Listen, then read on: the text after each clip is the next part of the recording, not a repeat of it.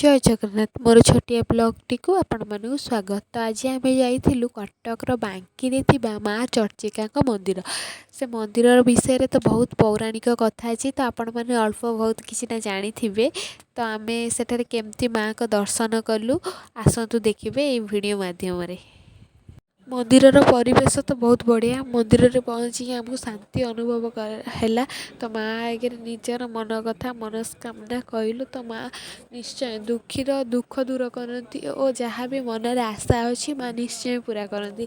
तो आपण मैंने माँ कतिक जातु, माँ को दर्शन करूँ, माँ को पाखरे निजर मनस्कामना जनातु, निश्चय पूरण हम। तो मु वीडियो माध्यम आपण मानक मंदिरटी देखा चेष्टा करुँची पूरा। आपण मानक केमती लगे मो वीडियोटी तो कमेंट माध्यम जनइबे। मो वीडियोटी भल लगी सब्सक्राइब करियो मो चैनल को। आग को मुझे माँ एमती मंदिर भल भल वीडियो आपण मानक मो चैनल माध्यम देखा चेष्टा करी।